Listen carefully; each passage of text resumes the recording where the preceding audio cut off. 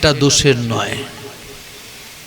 আমরা সুদ কারবারিকে একটু আলাদা চোখে দেখি, কিন্তু প্রচন্ড বিপদে পড়েছেন, আত্মীয়ের কাছে গিয়ে হাত বাড়াবেন, ফেলিওর হয়ে যাবেন। কারবারির কাছে যান, আপনি কিন্তু মুক্ত হতে পারেন। নিচ্ছেন কি? সুদ। ওটা টাকা ফেরত পাওয়ার মাধ্যম, টাকা ফেরত পাওয়ার মাধ্যম। টাকা আমরা অনেকেই ধার করি, যদি ওর মাধ্যমটা না থাকে, টাকা নেওয়ার পর আর দেওয়ার ইচ্ছে জাগবে না, বরঞ্চ মিটিং হবে, বিচার হবে। টাকা ধারের কোনো বিচার হয়? তুমি কেন দিলে, তুমি কেন দিলে? প্রথম কথা বলে বুঝিয়ে যদি আদায় হয়, হোক, না হয় না, কি করব আমরা যদি ফরে থাকে? শাস্ত্র বলছেন ওই টাকা আদায়ের মাধ্যম হিসেবে সুদটা যদি কেউ নেয়, কখনো সেটা, আরে এই জগতের স্বার্থ ছাড়া কি কেউ ভালোবাসে? আমাদের জগতের বাবা মা বলুন, স্ত্রী পুত্র আত্মীয় পরিজন বলুন, যেই বলুন, স্বার্থ ছাড়া কি কেউ ভালোবাসে? বাসে না। বিত্তবান ব্যক্তি আপনাকে টাকাটা নিঃস্বার্থে দান করবেন, তার যদি স্বার্থ না থাকে। ভুল হচ্ছে নাকি? সুদটা হলো স্বার্থ, এটা শাস্ত্র অনুযায়ী দোষের নয়, না দোষের নয়। আজকে তাই বলছেন সুদের কারবার, তার মধ্যে আবার বলছেন আমরা গোপজাতি, গোরক্ষা, গোপালন আমাদের বৃত্তি, আর আপনি বললেন বৃষ্টি দেন, কথা ঠিক নয়। কেন? শতরজতম গুণের ফলে জগতের সৃষ্টি স্থিতি প্রলয়। রজগুণের প্রভাবে জগতের সৃষ্টি কার্য হয়, রজগুণী প্রেরণা দিয়ে মেঘ থেকে বর্ষণ করায় গৌর প্রেমানন্দে। রজগুণী মেঘ সৃষ্টি করে বর্ষণ করায়। আর তুমি যে তখন থেকে বলছো ইন্দ্র, আমি ধরেই নিলাম ইন্দ্র বৃষ্টি দেয়, বৃষ্টি সব জায়গাতেই হয়, কিন্তু তোমার গো বৎস সকল, গোমাতা সকল কোথায় চারণভূমিতে যায়? গিরিরাজের তটে। গিরিরাজের তটে তৃণভূমি খায়, তো তৃণগুলো ইন্দ্রের না গিরিরাজের? বোঝা যাচ্ছে না? এই মালাটা মন্দির কর্তৃপক্ষ এনেছেন। কেন এনেছেন? দায়িত্ব কর্তব্য বোধে। ইন্দ্র বৃষ্টি কেন দেয়? চেয়ারটা ঠিক রাখার জন্য। জলমন্ত্রী যদি জল সরবরাহ না করে, যদি তার কর্মটা সে নির্দিষ্টভাবে না করে যায়, 5 বছর পরে কি জলমন্ত্রী আবার জলমন্ত্রী হতে পারবে? চেয়ার তো টলমল করবে। দায়িত্ব কর্তব্য বোধে তাকে জল দিতেই হবে। মালাটা কেন এনেছেন? যাই খরচা হোক, 200 টাকাই হোক আর 2 টাকাই হোক, কেন এনেছেন? আসনে বসেছেন যিনি, তাকে একটা বরণ করতে হবে, এই জন্য দায়িত্ব কর্তব্য বোধে এনেছেন। মালাটা এখন কার? আমার। আমি মালাটা কাউকে দিয়ে যেতে পারি, আমি নিয়ে যেতে পারি, ফেলে দেওয়াটা সাধুতার লক্ষণ হবে না? জয় রাধে। মালাটা যেমন কেউ এনেছে, এখন এটা আমার। গিরিরাজের তটে যে তৃণভূমি, তৃণক্ষেত্রের তৃণ, সেগুলো ইন্দ্রের নয়, গিরিরাজের। যুক্তি দিয়ে বোঝাচ্ছেন কে? কৃষ্ণ। অতএব যদি পূজা করতে হয়, গিরিরাজের পূজা করুন, ইন্দ্রের কেন পূজা করবেন? যদি পূজা করতেই হয় তাহলে গিরিরাজের পূজা করুন। আমরা বনবাসী, যোগক্ষেমের কারণ শৈল, আমাদের যোগ, আমাদের ক্ষেমের কারণ শৈল। এই শৈল মানে গিরিরাজ, গিরি গোবর্ধনের পূজা করা কর্তব্য। তার অঙ্গ হিসেবে গাভী এবং ব্রাহ্মণের পূজা করুন গৌর প্রেমানন্দে, তার পূজা করুন। নমো ব্রাহ্মণ্য দেবায় গো ব্রাহ্মণ্য হিতায় চ জগদ্ধিতায় কৃষ্ণ গোবিন্দায় নমো নমঃ। পূজা করুন। ইন্দ্রযজ্ঞের সকল সম্ভার দিয়ে এই যজ্ঞের, এই গিরিরাজের অর্চনা করুন। মানে পায়স, পিঠা, পানা, নানাবিধ উপাচার প্রস্তুত করে ব্রাহ্মণদের পরিতৃপ্তি করুন, বৈষ্ণবদের পরিতৃপ্ত করুন, তাদের ভোজন করান, তার সঙ্গে প্রচুর দক্ষিণা দেন। বাবাকে বলছেন, নন্দ মহারাজকে বলছেন, কে? কৃষ্ণ বলছেন। তারা অগ্নিতে হোম করুন, তাদের অন্ন, তাদের ধেনু দান করুন, গাভীকে তৃণ এবং গিরিরাজকে পূজা করুন। পূজা উপহার দিয়ে সুসজ্জিত হয়ে গো ব্রাহ্মণ অনল পর্বতকে প্রদক্ষিণ করুন গৌর প্রেমানন্দে। হরি বল। পিতা আমার এ কথা যদি আপনাদের রুচিকর হয় তাহলে গ্রহণ করুন। আমি বলছি বলেই যে শুধু গ্রহণ করতে হবে এমন কোনো কথা নয়। জয় রাধে। কৃষ্ণ কিরকম যুক্তিবাদী দেখেছেন? আমি বলছি আমি বাচ্চা ছেলে, বলছি বলেই যে করতে হবে এমন নয়। আপনাদের যদি মনে ঠিক মনে হয় তাহলে করুন, শ্রদ্ধা যদি হয় তাহলে করুন, নাহলে করার দরকার নেই। তবে কি জানেন, গিরিরাজকে যদি পরিক্রমা করেন, যে মানসিকতা নিয়ে পরিক্রমা করবেন সে মানসিকতা সফল হবেই। কার্তিক মাস, মহা কার্তিক মাস, গুরু বৈষ্ণব ব্রাহ্মণগণকে দান করুন, অন্ন দান করুন, বস্ত্র দান করুন, জল দান করুন, সামর্থ্য অনুযায়ী যা পারবেন তা দান করুন, অক্ষয় হয়ে থাকবে। এটি শাস্ত্র বলছেন। হরিভক্তি বিলাসে সুন্দর করে বলা আছে, কার্তিক মাস মাহাত্ম্যে সুন্দর করে বলা আছে। আজকে বলছেন আমি, কারণ এতন মম মতং তাত ক্রিয়তাং যদি রোচতে। কৃষ্ণের যুক্তিপূর্ণ কথা শুনলেন, শুনে নন্দ এবং অন্যান্য গোপগণ আদর করে সেটি গ্রহণ করে নিলেন। কৃষ্ণ যেমন যেমন বলেছেন গোপগণ সেইভাবেই পূজার আয়োজন করেছেন। গবাদি পশুকে আগে আগে নিয়ে তারা গিরিরাজ গোবর্ধনকে পরিক্রমা করলেন গৌর প্রেমানন্দে। গিরিরাজের পূজার সময় কৃষ্ণ 100 রূপে, বৃহৎ গোপাল রূপে গিরিরাজের পর্বতের উপরে প্রকট হয়েছেন। এই অর্থে গিরিরাজ স্বয়ং ভগবান। গিরিরাজ একদিক থেকে ভক্তও বটে, কিন্তু ভগবান গিরিরাজে প্রকট হয়েছেন এই অর্থে গিরিরাজ স্বয়ং ভগবান। যদি কেউ বলেন ইনি ভক্ত, ভগবান নয়, তাহলেও ভুল নয়। কিন্তু ভক্ত হলেও আমরা প্রণাম করব, মান্যতা দেব। ভগবান স্বরূপেও যদি দেখি আমরা মান্যতা দেব। আজকে তাই বলছেন। তাহলে কি হবে? গোপাল রূপে পর্বতের উপর প্রকট হয়ে ব্রজবাসীর বিশ্বাস স্থাপনের জন্য বিশ্বাস স্থাপন করবেন। তাহলে এই কৃষ্ণ ভগবান যেমন নন্দ মহারাজের কাছে বাচ্চা ছেলে, 7 বৎসরের কন্যা পুত্র সন্তান, ওদিকে বিরাট রূপে আছেন। এই কৃষ্ণ ভগবানই মুহূর্তের মধ্যে কোথাও বলা হয়েছে যে একাধিক ব্রাহ্মণ হয়ে গেছেন। উনি হয়ে গেছেন নয়, পাকশাক করেছেন এইসব ব্রাহ্মণগণ।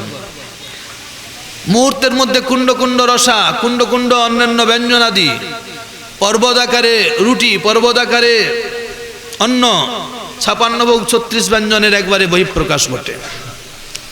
ব্রাহ্মণগণ নির্দিষ্টভাবে আচমন করে পূজা করে, গিরিরাজের পূজা করে নিবেদন করলেন।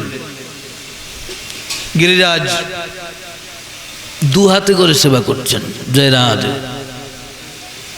গিরিরাজ 2 হাতে করে সেবা করছেন। জয় জয় গিরিরাজ কি, জয় জয় গিরিরাজ মহারাজ কি, জয় জয় গিরিরাজ মহারাজ কি, গৌর প্রেমানন্দে হরি বল। কৃষ্ণ বলছেন, কি বলছেন কৃষ্ণ? বাবা, তোমরা যে ইন্দ্রযজ্ঞ করছো এতদিন, ইন্দ্র কোনোদিন তোমাদের খাবার খেয়েছে? বলে কই না তো। আমরা বলি ভগবান যদি খাতন লক্ষ্মী তাহলে দিতন নাকি? আর আমি বলি ওলা উঠা, ভগবান খাচ্ছে কি খায়নি এটা কি দেখার চেষ্টা করেছো কোনোদিন? এই চর্মচক্ষু দিয়ে তো ভগবানের খাওয়া দেখা যায় না, এই চর্মচক্ষু দিয়ে তো ভগবানের হাসি বোঝা যায় না, এই চর্মচক্ষু দিয়ে তো ভগবানের কান্না দেখা যায় না। জয় রাধে। উপনয়ন, এই উপনয়ন থাকুক আর কোথায় গেল, হারিয়ে গেল। এই উপনয়ন থাকুক আর নাই থাকুক, এই নয়নটা যিনি দান করেছেন তিনি হলেন আমাদের শিক্ষা গুরুদেব। অজ্ঞানং তিমিরন্ধস্য জ্ঞানাঞ্জন শলাকয়া চক্ষুরুন্মিলিতং যেন তস্মৈ শ্রী গুরবে নমঃ। শ্রী গুরুদেবের কৃপা যেদিন হয়েছে সেদিন থেকে আপনি এই নয়ন উন্মিলিত করে দিয়েছেন। উনি এই নয়নে দেখছেন, এই দুটো নয়ন বন্ধ করছেন, ঈশ্বরের ধ্যান করছেন। জয় রাধে। ভগবানকে দর্শন করছেন, আপনার দেওয়া বস্তু গ্রহণ করছেন। ওই দর্শন করতে গিয়েই বুঝতে পারবেন যে কোনটা ভালো হয়েছে, কোনটা মন্দ হয়েছে, কোনটা ঝাল হয়ে গেছে, কোনটা লবণ হয়ে গেছে। ওটা খেয়ে দেখার দরকার নাই। ভজনানন্দী যখন পাকশাক করেন, রাধারানীর চরণের শরণাগত হয়ে পাকশাক করেন। রাধারানী রান্না করছেন, আমি তার সহযোগী কর্মী, সেবিকা। প্রথমে বলেছি সহযোগী, তাই যখন দিচ্ছি জয় রাধে, লবণ দিচ্ছি জয় রাধে, লঙ্কা দিচ্ছি জয় রাধে, চিনি দিচ্ছি জয় রাধে, জল দিচ্ছি জয় রাধে, হলুদ দিচ্ছি জয় রাধে, লঙ্কা জয় রাধে, সব মশলা দিচ্ছি। তো রাধারানীর শরণ গ্রহণ করে দিচ্ছেন, উপাচার তৈরি করেছেন, ভোগ লাগাচ্ছেন। ভগবান বলবেন যা, আপনি সেটা উপলব্ধি করতে পারবেন। তারপরেও যদি না হয়, নির্দিষ্ট সময় আচমন করিয়ে আরতি করছেন। আরতি করতে করতে দেখছেন প্রভুর ঠোঁটের কোণে মুচকি হাসি, প্রফুল্লিত বদন। সেদিন আপনার ভজন সার্থক হলো বটে। গৌর প্রেমানন্দে ভগবান সেবা করেন। নন্দ মহারাজকে বলছেন, বাবা দেখেছো নাকি? বলে না। বলে দেখো তোমাদের গিরিরাজ খায়, দেখো স্পর্শ করেছেন। স্পর্শ না করলে তো আর বুঝতে পারবেন না। কৃষ্ণ ভগবান বাবাকে স্পর্শ করেছেন, করে বলছেন দেখো ওই যে গিরিরাজ খায়। নন্দ মহারাজ দেখছেন সত্যি দু হাতে করে খাচ্ছেন। আমি বলি, ও ঠাকুর দু হাতে করে খাচ্ছ কেন? বলে কতদিন সেবা করিনি, ভক্তের দেয়া বস্তু, গোকুলবাসীর বস্তু সেবা করছি। আমার ভক্তের দেয়া বস্তু আমি একেবারে ছাড়িয়ে খাই। কেউ যেচে দিলে খাই, তার থেকে বেশি সুখ পাই চেয়ে খেলে। চেয়ে খেয়ে যতটা সুখ পাই, জয় রাধে, ছাড়িয়ে খেয়ে চুরি করে খেয়ে আরো বেশি সুখ পাই। গৌর প্রেমানন্দে আমাকে মা যেচে খাওয়ায়, খেয়ে অতটা সুখ নাই।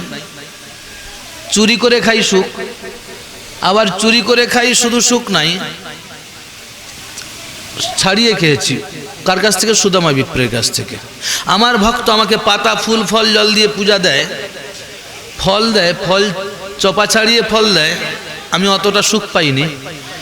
চপা ছাড়িয়ে ফল ফেলে দিয়ে চপা দেয়, ওটা বেশি করে সুখ পাই। গৌর প্রেমানন্দ। আরে বিদুর খুড়ির ঘরে এসেছেন কে? কৃষ্ণ। জ্ঞান শূন্য ভক্তিতে বিদুর খুড়ি এখন চপা ছাড়িয়ে কলা ফেলে দিয়ে চপা দিচ্ছে, ওটাই ঠাকুর আমার গ্রহণ করছেন। বিদুর এসে বলছেন, কি করছো তুমি হাউড়ি কোথাকার, ফল ফেলে দিয়ে চপা দিচ্ছ? বলে দিয়ে বিদুর নিজে কলা ছাড়িয়ে কলাটা দিচ্ছেন, চপাটা ফেলে দিয়েছেন। কৃষ্ণ নিজে বলছেন, তোমারটা থেকে আমার মায়ের চপা দেওয়াটা আমার মিষ্টি লাগছে বেশি। তাহলে ভক্তের হাতের বস্তুটা কত বেশি আদর করে সেবা করছেন। ওই দিনেই তো দুর্যোধন আয়োজন করেছেন, বন্যা মিঠাই করে একেবারে কত কিছু আয়োজন করেছেন। অহংকার, বনে বনে ঘুরে বেড়ায়, এটা সেটা খায়। আজকে যা আয়োজন করেছি, যা বাপের জন্মে খায়নি। ভক্তি নাই, লবণহীন, খায়নি। কি বুঝিয়ে দিলেন? বিবাহ বাড়িতে উপহার পেয়েছেন গোপাল ঠাকুর, কষ্ট পাবেন না। উপহার পেয়েছেন গোপাল ঠাকুর, ফেলে দিতে পারছেন না, সব কিছু খাচ্ছেন, গোপালকে আবার নকুল দানাও দিচ্ছেন। তারপরে বলছেন, আমাদেরও ঘরে গোপাল আছে, আমরাও সেবা করি। মা দীক্ষা নিয়েছিস? নিসনি? মা নিরামিষ খাসনি? ঠাকুরকে নকুল দানা দিস, নিজে গোল গোল। মারে তোর কাছ থেকে ওটা ভগবান মুখ ফিরেও তাকায়নি। শাস্ত্রীয় যুক্তি রইল কি না? না আপনাদেরকে কষ্ট দেওয়ার জন্য বললাম? ভগবান ভক্তের হাতের বস্তুটাই গ্রহণ করে, ভগবান অভক্তের হাতের কোনো বস্তুটাই গ্রহণ করে না।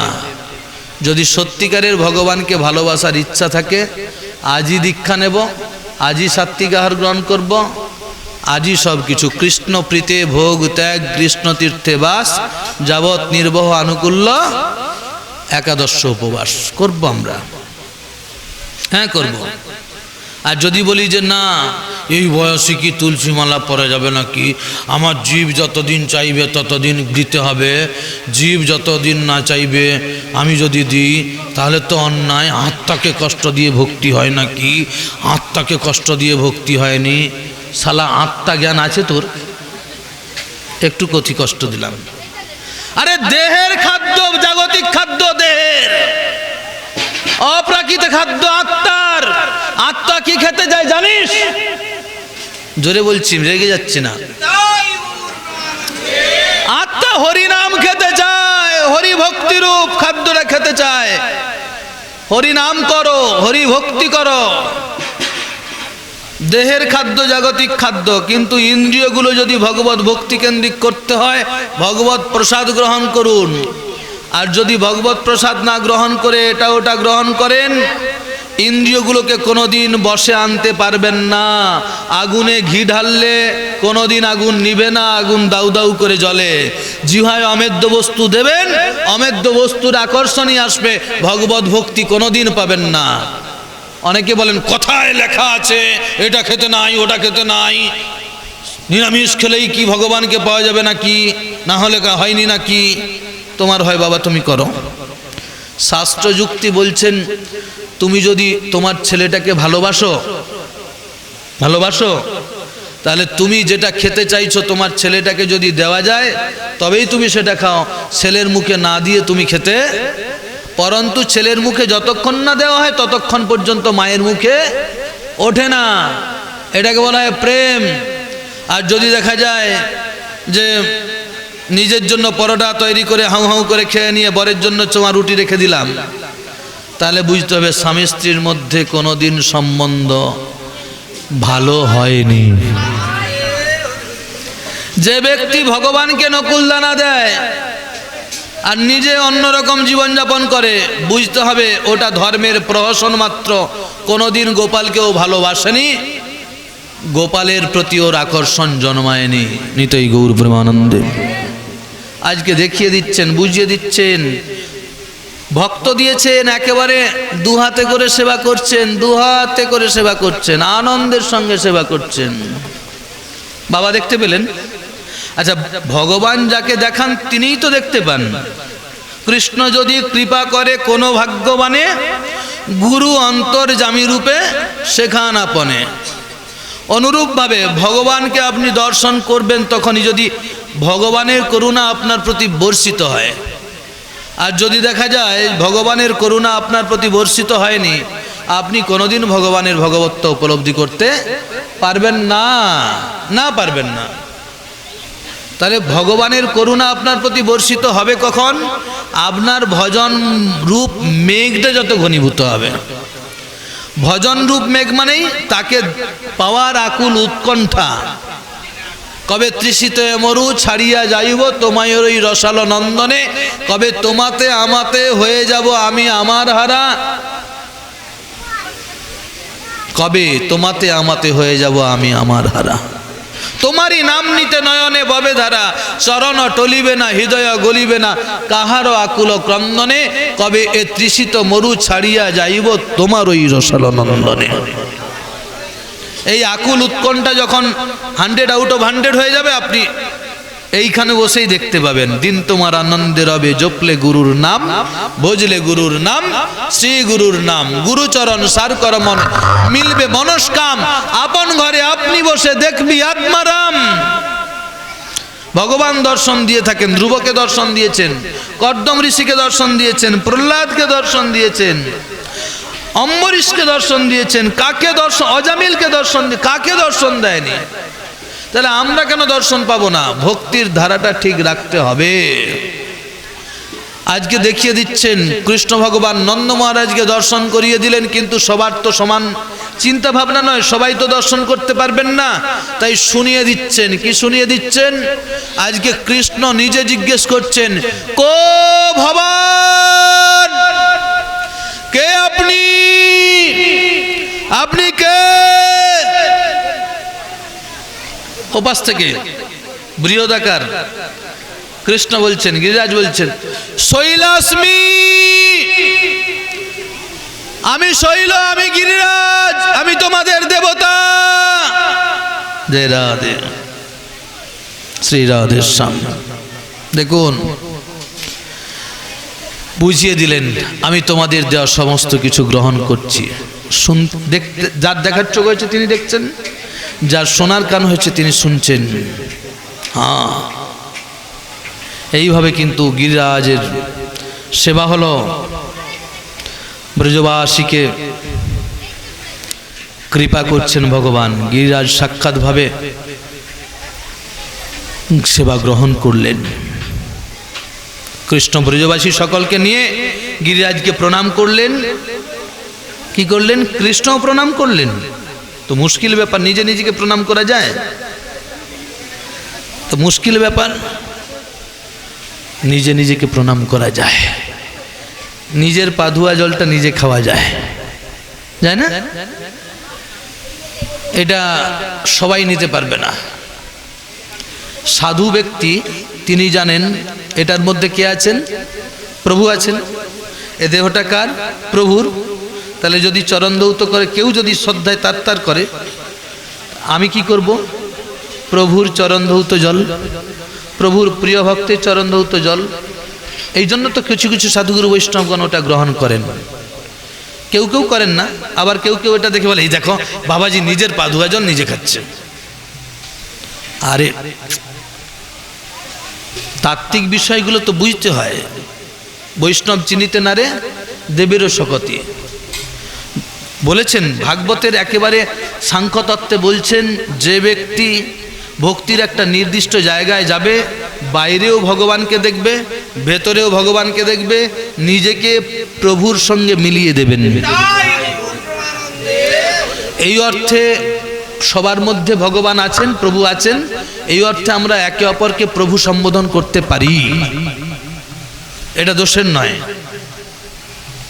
সাধু সব বিষয়ের মধ্যে ভগবানের অস্তিত্ব উপলব্ধি করবেন, এই অর্থে একে অপরকে প্রভু বলা যায়।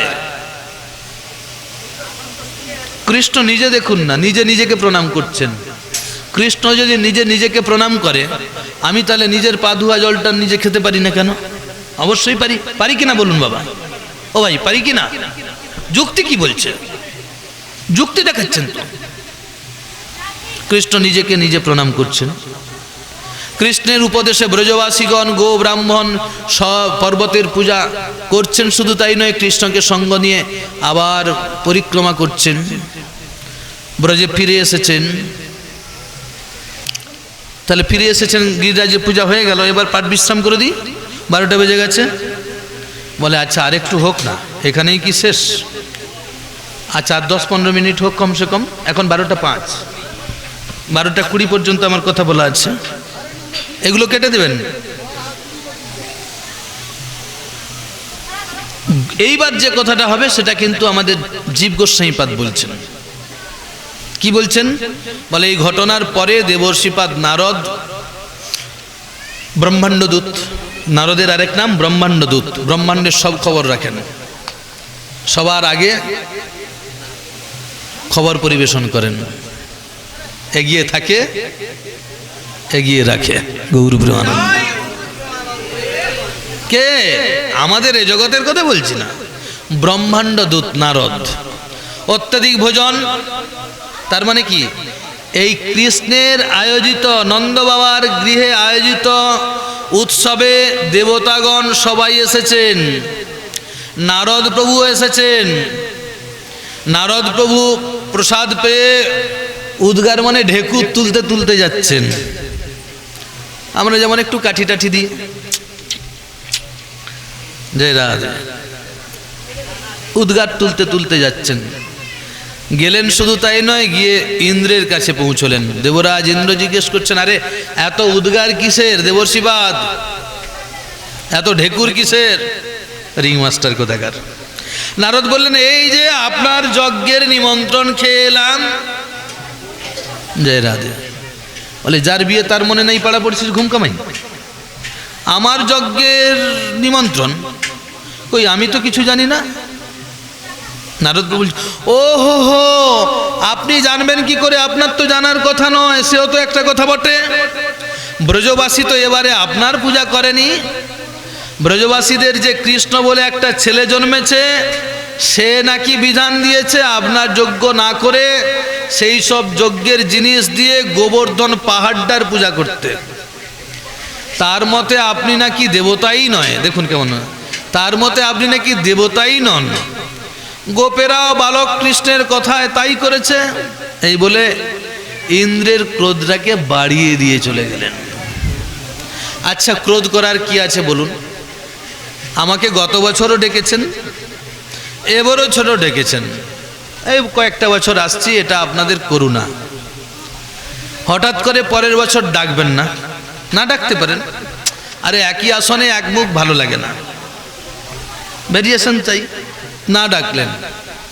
এখন আপনাদের মধ্যে আমার এই কালীশঙ্কর বাবু যদি বলেন কি ব্যাপার বাবা আপনি এলেন না, আর আপনার কাছে হরি কথা শুনে এটা ওটা সেটা যাই হোক একটা বলবেন, ভালো লোক যদি আমাকে ভালোবাসেন বলবেন আপনি এলেন না। আমি যদি সাধুচেতা হই তাহলে বলবো ও গত কয়েক বছর তো গেছি, তো যাই হোক এবছর হয়তো অন্য কেউ করছেন, যে ঠিক আছে করছেন তো কেউ। নদীর এক কুল ভাঙে আর এক কুল তো গড়ে বাপ, না গড়ে না? আমি 2 বছর এসেছি, 3 বছর এসেছি বা 1 বছর এসেছি, একদিন কৃপা করে সুযোগ দিয়েছিলেন নৃসিংহ মন্দিরের আয়োজকবৃন্দ, আমি কৃতার্থ। তাদের বিরুদ্ধে আমি কখনো যেতে পারি না, আমার গর্জে ওঠাটা ঠিক হবে না। অনুরূপভাবে যতক্ষণ ইন্দ্রের পূজা করার যোগ্যতা ছিল, ইচ্ছে ছিল, করেছে। এখন ইন্দ্রের পূজা করেনি, ইন্দ্রের তাহলে বলা উচিত কি ছিল? কৃষ্ণ গিরিরাজের পূজা করতে বলেছেন, আচ্ছা ঠিক আছে। দেবতারাও ভগবানকে চিনতে পারেন না, বুঝতে পারেন না। সামনে বসেছেন, বাবা একটু স্থির হয়ে যান, আমি ঠিক সময় বিশ্রাম করব, আমি টাইমের প্রতি খুব ওয়াকিবহাল, একটু অপেক্ষা করুন, মনোযোগী হন না। আমি তো বাইরের কথা বলছি না, যারা বাইরের কথা বলে, কিছু কথা কিছু গান করে চলে যায়, তাদের কাছে আপনারা চুপচাপ শোনেন, আর আমাদের কাছে কথা শুনতে গেলে আপনাদের চিত্তের চঞ্চলতা আসে। আমি দুর্ভাগ্য বলে মনে করি নিজেদেরকে। যদি আলতু ফালতু কথা বলে আমাকে জুতো মেরে তুলে দেন না।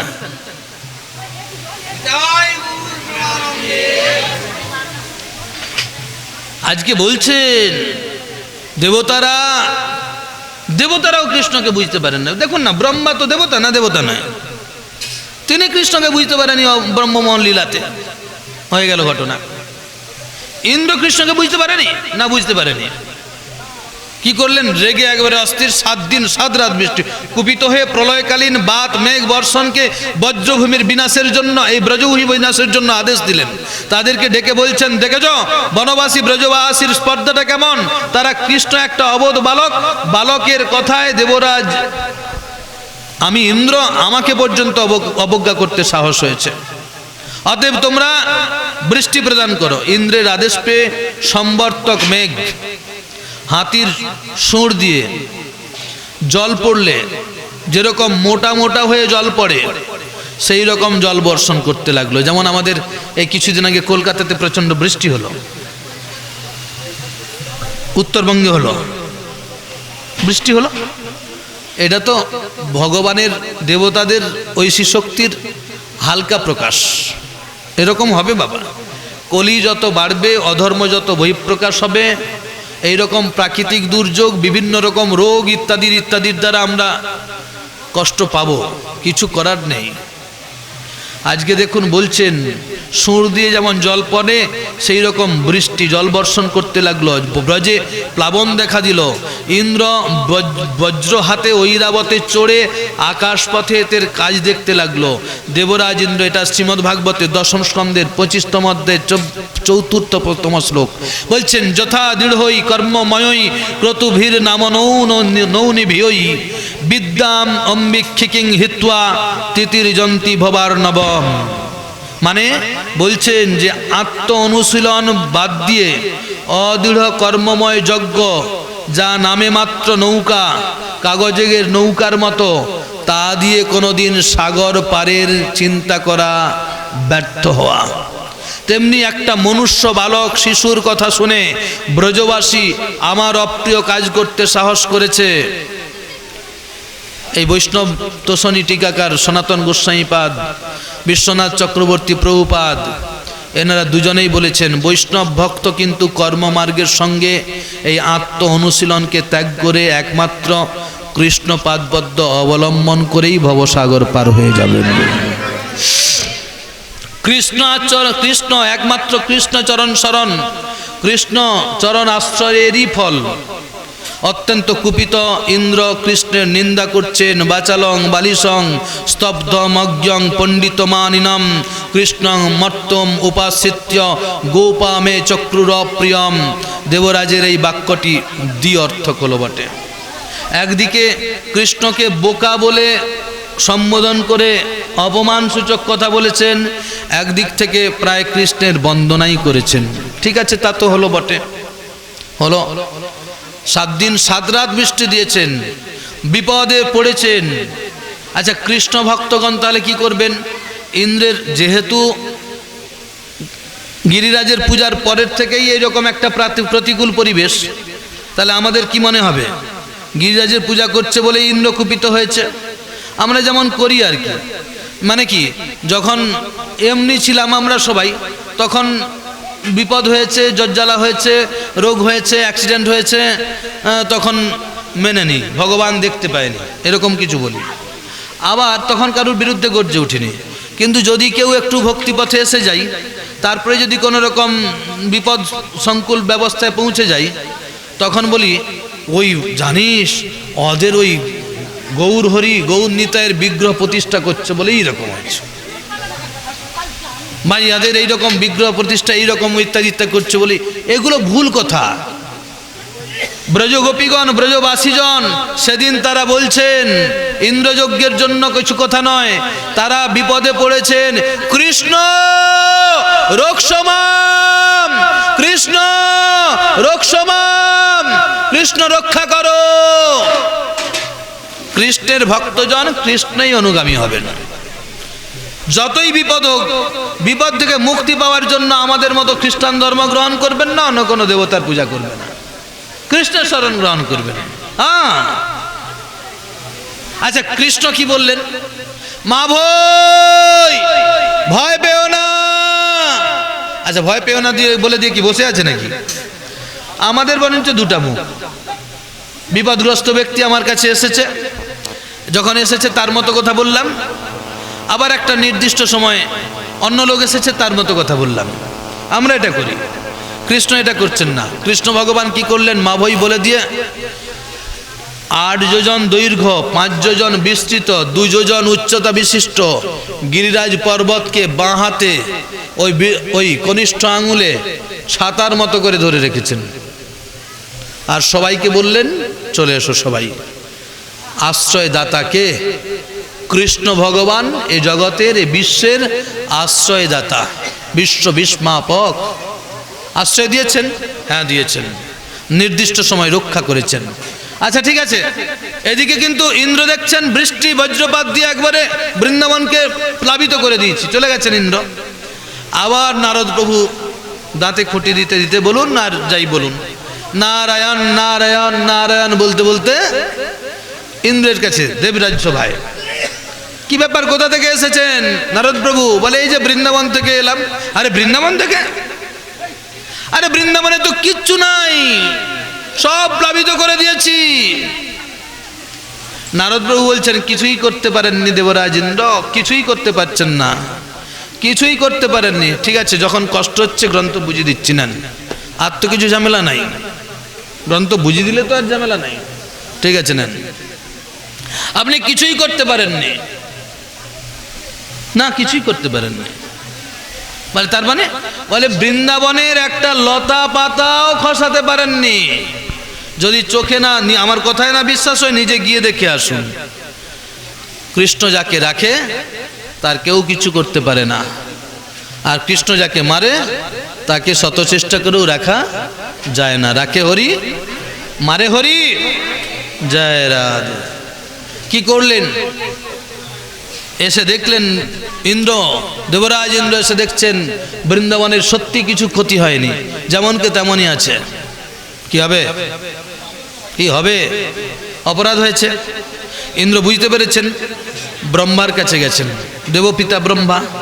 ব্রহ্মা বললেন, আমি কিছুদিন আগেই গোচারণ লীলার সামনে ব্যাঘাত ঘটাতে গিয়ে আমি বিপদে পড়েছি, এখনো ভগবানের সঙ্গে সেভাবে আমার কথোপকথন হয়নি। তুমি আমার পুত্র হয়ে তুমি এমন আচরণ করলে, না আমি কিছু করতে পারবো না। দেখুন, এই জগতেও অনাচারী দুষ্টু বাবা মায়ের যে সকল সন্তান দুষ্টু, সেই সকল সন্তানের দায়িত্ব বাবা মাও নিতে চায় না, কিন্তু গুরুদেব তাকে অবহেলা করে না। দেবরাজ ইন্দ্র বৃহস্পতি, দেবগুরু বৃহস্পতির কাছে গিয়েছেন।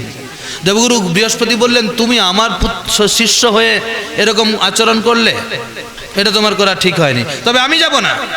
তবে কি জানো, গোবিন্দ হলেন ব্রাহ্মণ জাতির হিতকর্তা, গোজাতির হিতকর্তা। ও গোজাতির প্রধান হলেন কে? আমাদের সুরভি মাতা। তার কাছে তুমি যাও, তার যদি কৃপা হয় তাহলে নিশ্চয়ই তুমি এই অপরাধ থেকে মুক্তি লাভ করতে পারো। ইন্দ্র মহারাজ সুরভি মাতার কাছে গেলেন। সুরভি মাতা ইন্দ্রের হয়ে প্রভুর কাছে এসেছেন। প্রভু ইন্দ্র মহারাজকে ক্ষমা করেছেন, স্বমহিমা ইন্দ্র অবস্থান করলেন গৌর প্রেমানন্দে। তাই চলুন, অনেক কিছু কথা বলার ইচ্ছে থাকলেও আর সময় নেই, এখানে বিশ্রাম করি, ক্ষমা করবেন গৌর প্রেমানন্দে। এইখানে রহিল গ্রন্থের অমৃত লহরী, পূর্ণবদনে প্রেমানন্দে বলুন গৌর হরি। শ্রদ্ধা করি এই লীলা শুনে যেইজন, অচিল মিলয় তারে চৈতন্য চরণ। শ্রীরূপ রঘুনাথ পদে যারাস, শ্রীমদ ভাগবতী কথা কহেন বেদব্যাস। নিতাই গৌর সীতানাথ প্রেমানন্দে হরি হরি বল। নিতাই গৌর প্রেমানন্দে হরি হরি বল। বেলা হয়েছে, ভক্তগণ